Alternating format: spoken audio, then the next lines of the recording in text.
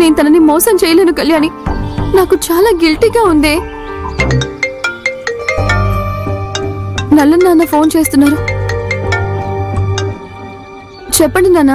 సత్య, ఎక్కడున్నావమ్మా? కళ్యాణిని కలవడానికి వచ్చా నాన్న. మంచిదమ్మా, నువ్వు నేరుగా మన గెస్ట్ హౌస్కి వచ్చి నీతో ఒక ముఖ్యమైన విషయం మాట్లాడాలి. ఇప్పుడే బయలుదేరొస్తాను. సరే అమ్మా.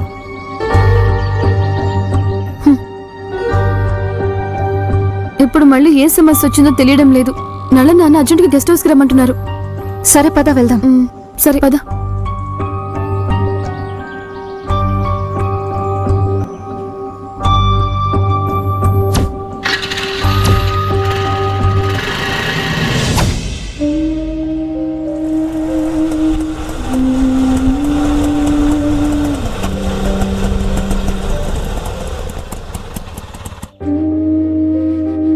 హాయ్ మావా.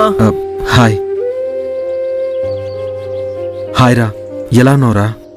ఏంటి మావా, కొత్తగా బిజినెస్ స్టార్ట్ చేసావని విన్నాను. నువ్వు నాకు ఒక్క మాట కూడా చెప్పలేదే. సంతోషంగా ఉండు. రేయ్, లాస్ట్ టైం నేను నీకు ఫోన్ చేసినప్పుడు నువ్వు మాల వేసుకుని శబరిమలకు వెళ్ళావని చెప్పారు. అందుకే నేను నిన్ను సరిగ్గా కాంటాక్ట్ చేయలేకపోయినా. ఇప్పుడేంటి సడన్ గా ఫోన్ చేసి రమ్మన్నావు? అది సరే, సత్య ఎలా ఉంది? తనకేంట్రా, తను చాలా బాగుంది. కానీ తన వల్ల నేనే బాలేనురా.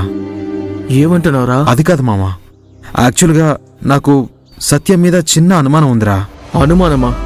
రేయ్, సత్య మీద అనుమాన పడుతున్నావారా? తను చాలా మంచి అమ్మాయిరా. భార్యని అనుమానించకూడదు, అది పెద్ద జబ్బు. అది మన సంతోషాన్ని పాడు చేస్తుంది. రేయ్, తొందర పడకరా. నాకు అలాంటి తప్పుడు అనుమానాలు ఏం లేవు. ఇది వేరే విషయం గురించిరా. ఇంతకీ ఏంట్రా అనుమానం?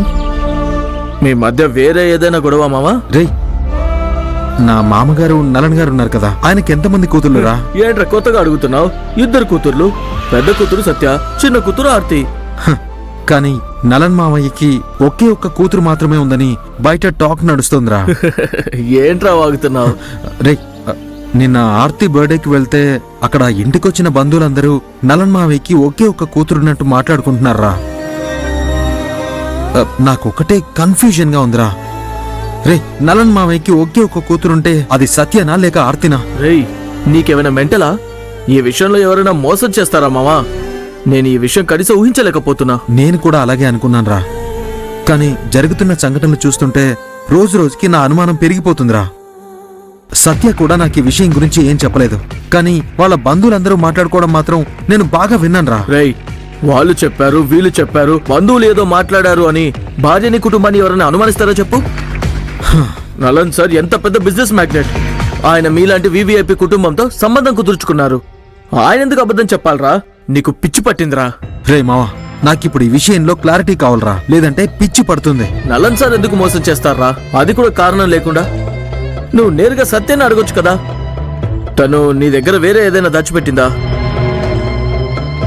అది సత్య మీద నాకు నమ్మకం ఉందిరా. అయినా కానీ పార్టీకొచ్చిన బంధువులందరూ మాత్రం నలన్ మావయ్యకి ఒకే ఒక్క కూతురని నా చెవులు చిల్లులు పడేలా మాట్లాడారా. అందుకే నాకొకటే గందరగోళంగా ఉంది. ఇప్పుడు ఈ అనుమానాన్ని ఎలా క్లియర్ చేసుకోవాలో నాకు ఐడియా మామా. నాకేం తోచట్లేదురా. ఆలోచించి ఆలోచించి నా మైండ్ ఫ్రీజ్ అయిపోయిందిరా. సత్యాన్ని ఏం అడగలేము. నలన్ సార్ కుటుంబాన్ని కూడా నేరుగా ఎంక్వైరీ చేయలేం కాబట్టి ఆ కుటుంబానికి బాగా దగ్గరగా ఉన్న వ్యక్తులు ఎవరైనా ఉంటారే. రేయ్, సత్య ఆ వరదరాజు సార్ కుటుంబంతో చాలా క్లోజ్ గా ఉంటుంది కదా. ఆయన నలన్ సార్ కి అన్నవరస అవుతాడని పెళ్లిలో చెప్పారు కదా, నువ్వు అన్నావు కదా. అవునరా, వాళ్ళు సత్యాను పెంచిన ఫ్యామిలీ అని సత్య నాకు చాలా సార్లు చెప్పింది. అయితే వాళ్ళని కలిసి మాట్లాడి చూడు, అప్పుడు ఏదైనా నిజం తెలిసే అవకాశం ఉంది కదా. మంచి ఐడియా ఇచ్చావురా. రే రారా, వెళ్ళి టీ తాగుదాం. రా మామా.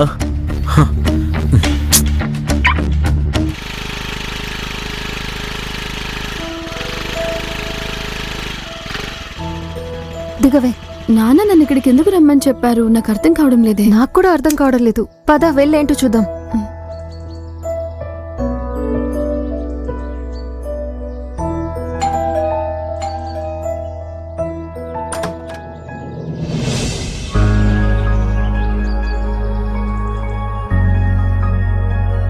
నాన్నా, మీరేంటి ఇక్కడ?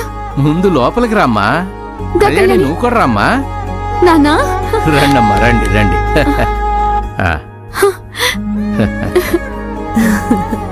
అమ్మా సత్య సత్య ఎలా ఉన్నావమ్మా? నేను బాగున్నానమ్మా, నువ్వెలా ఉన్నావు? బాగున్నానమ్మా. నమస్తే అంకుల్. నమస్తే ఆంటీ. రామ్మా. అరేరే, ఈ సర్ప్రైజ్ నేను అస్సలు ఊహించలేదు నాన్న. సత్య, నానా, నీకిది సర్ప్రైజ్ గా ఉండాలని నీకు విషయం చెప్పకుండా ఇక్కడికి రమ్మని పిలిచాను. ఎలా నాన్నా? అమ్మా, ఏంటమ్మా ఇది సడన్ గా? నిజమా? అది. పోయినసారి టెస్టులు చేయించుకోవడానికి ఇక్కడికి వచ్చాం కదా, అప్పుడు టెస్ట్ రిపోర్టులు చేసిన డాక్టర్ గారు ఇక్కడే కొన్ని రోజులు ఉండి ట్రీట్మెంట్ తీసుకోవాలని చెప్పారు. అందుకే ఇక్కడికి వచ్చాం. ఏం చెయ్యాలి, ఎక్కడ ఉండాలి అని ఆలోచించుకుంటూ వచ్చామమ్మా. దేవుడిలా అన్నయ్య సహాయం చేశారు. తరచుగా సిటీకి మీ ఊరికి తిరగడం ఎందుకు, ట్రీట్మెంట్ పూర్తి అయ్యేంత వరకు ఇక్కడే ప్రశాంతంగా ఉండొచ్చని నేనే ఏర్పాటు చేశానమ్మా. నాన్న, నేను మీకు ఎలా థ్యాంక్స్? ఏ థ్యాంక్స్ అక్కర్లేదమ్మా, ఇది నా బాధ్యతే కదా. అయినా కానీ నేను మీకు చాలా శ్రమ పెడుతున్నాను. ఇందులో శ్రమే ఉందమ్మా, పర్వాలేదు. నేను ఏమంటున్నానంటే, దేవి సమస్య తీరేంత వరకు మీరిద్దరూ ఇక్కడే ఉండండి. అనవసరంగా బస్సులో తిరుగుతూ ఆరోగ్యం పాడు చేసుకోవద్దు. చాలా థ్యాంక్స్ అన్నయ్య. పర్వాలేదమ్మా. సత్య, ఇక మీదట మీ అమ్మా నాన్నల్ని నువ్వు ఎప్పుడైనా కలవచ్చు. ఇది దేవికి చెప్పాలా వద్దా అని మీరే నిర్ణయించుకోండమ్మా. నాకు ఒక అర్జెంట్ మీటింగ్ ఉంది, నేను బయలుదేరతానమ్మా. సరే నాన్న, నాన్నని మర్చిపోకుండా చెకప్కి తీసుకువెళ్ళమ్మా. నేను చూసుకుంటానన్నా, మీరు బయలుదేరండి. సరే అమ్మా, నేను వెళ్ళొస్తాను. బాయ్ నాన్న. ఆ. అంకుల్, అమ్మా, అపాయింట్మెంట్ ఎన్ని గంటలకి?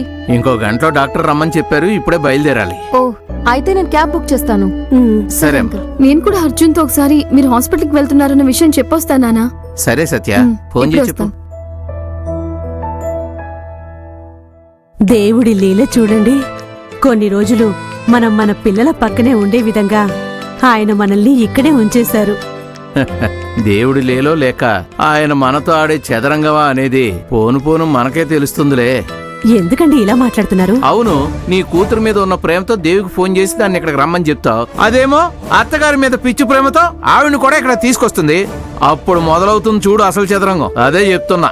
అయ్యో, అలాంటిదేమీ జరగదండి. సీతామహాలక్ష్మి, అలా జరగకపోతే నువ్వు తప్పించుకుంటావు. ఒకవేళ జరిగితే నువ్వు చస్తావు. ఏంటి చూస్తున్నావు? చెకప్కి వెళ్ళాలి. నేను వెళ్ళి రిపోర్ట్స్ తీసుకొస్తాను.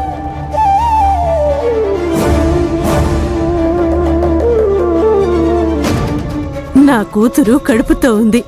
నేనిప్పుడేం చెయ్యాలి? నా తల్లి ప్రేమని ఎవ్వరు కూడా అర్థం చేసుకోవడం లేదు.